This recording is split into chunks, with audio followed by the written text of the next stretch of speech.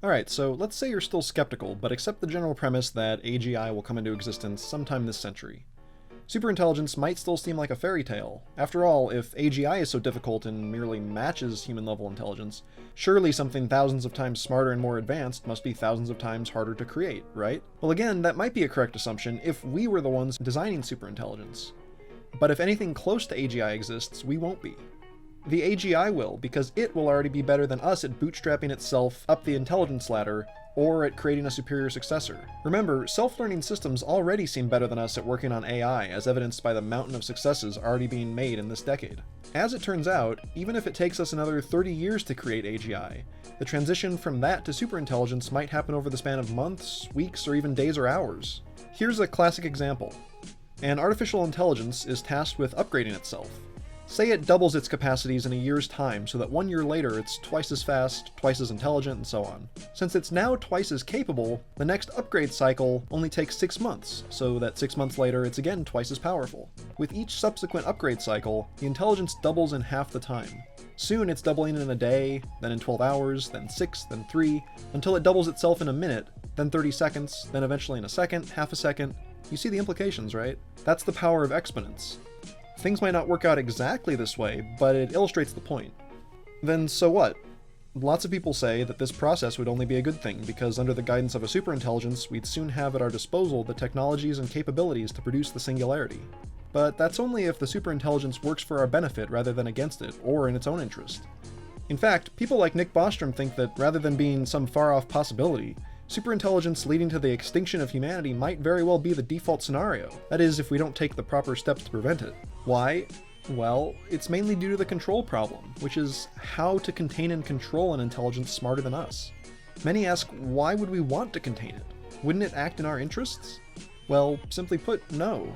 It might at first, before its capabilities dwarf ours, but these artificial intelligences are goal-oriented, meaning their main purpose is to pursue some goal. Bostrom often gives his famous paperclip example, but let's just say we told a superintelligence to give us the answer to life, the universe, and everything. The best things it could do to ensure it completes its goal would be first, to prevent the possibility that it could be shut off, maybe by taking the kill switch away from its creators, either by force or by designing that feature away. Next, it would want to make sure it has enough resources to compute the answer.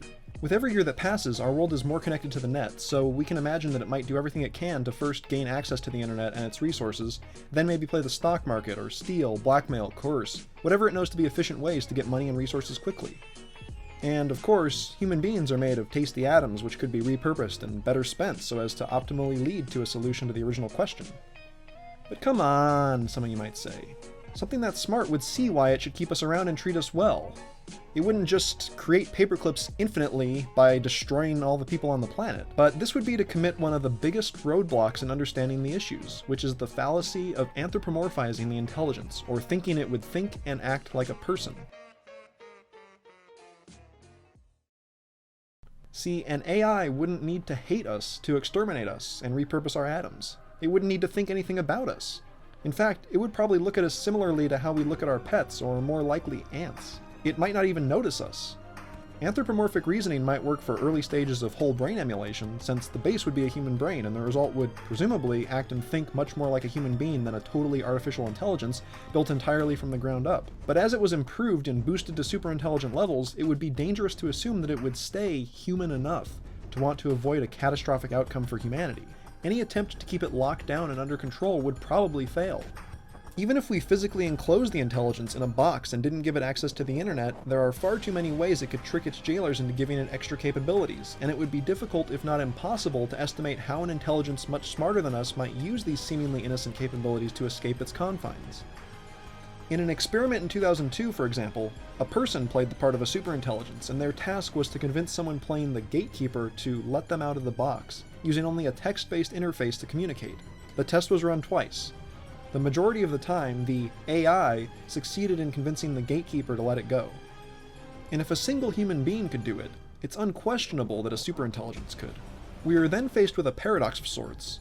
On the one hand, it seems like the only way to escape the control problem is to give the AI access to just the merest fraction of its true power, if that. We want to restrict the intelligence capabilities so that we don't lose control of it. But on the other hand, any set of restrictions strict enough to do away with these concerns would leave us with a useless system. For example, we could lock it in a non-networked computer and enclose that in a concrete box, but then what would we have left? We might not be threatened by it, but we also wouldn't get any of its benefits. And that really illustrates the control problem. At the moment, there are no surefire solutions, which means that if a superintelligence came into existence, based on our present knowledge and plans, it would probably lead to what's known as an existential catastrophe, which means some event that either wipes out humanity, or which leaves us in some horribly suboptimal state, permanently preventing us from ever reaching our potential as a species. That's obviously something we want to avoid.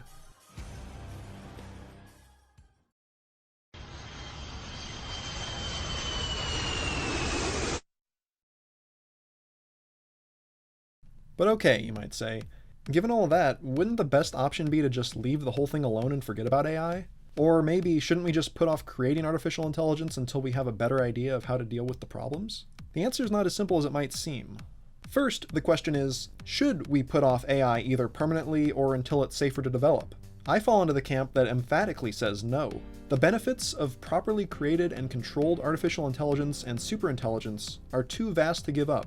So vast, in fact, that even this much risk would be worth the effort.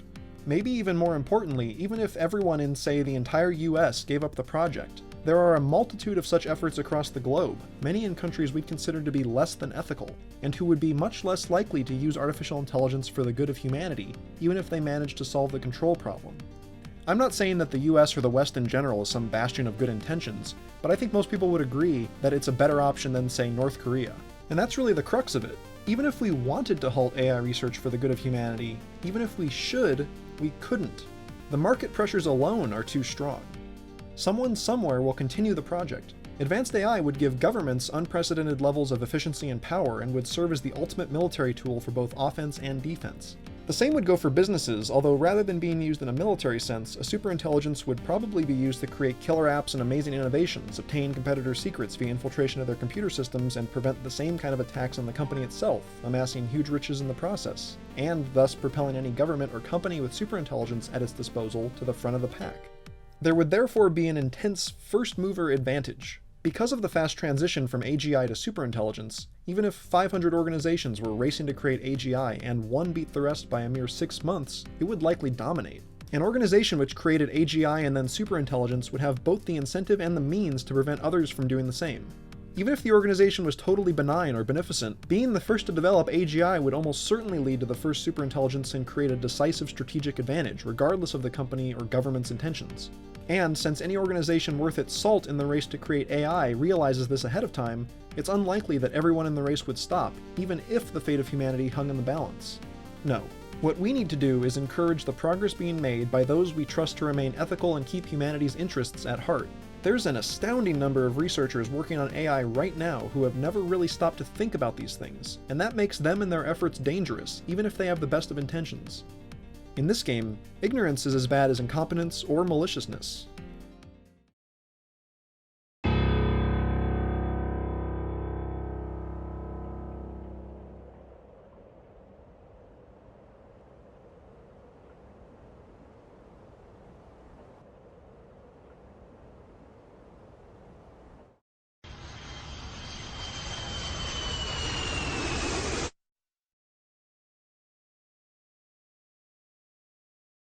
So where's all this leave us?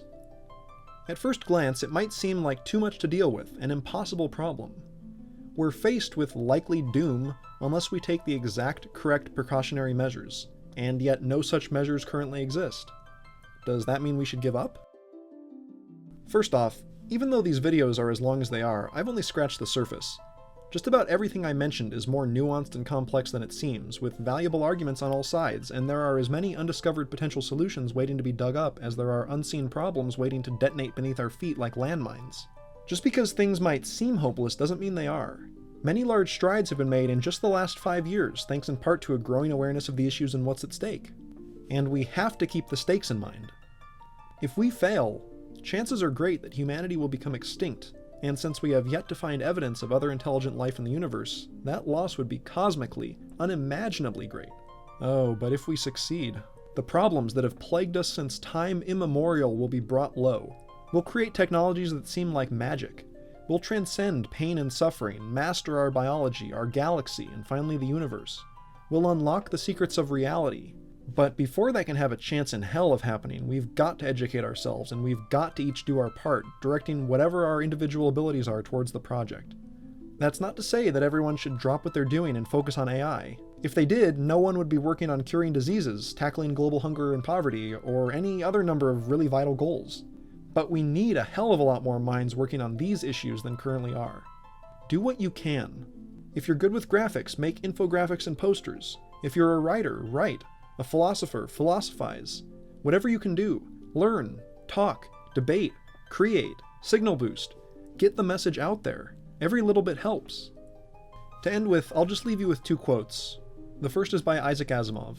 However, I continue to try and I continue, indefatigably, to reach out. There's no way I can single-handedly save the world, or perhaps even make a perceptible difference. But how ashamed I would be to let a day pass without making one more effort. And the second, from Nick Bostrom's book Superintelligence, which I highly recommend. Before the prospect of an intelligence explosion, we humans are like small children playing with a bomb.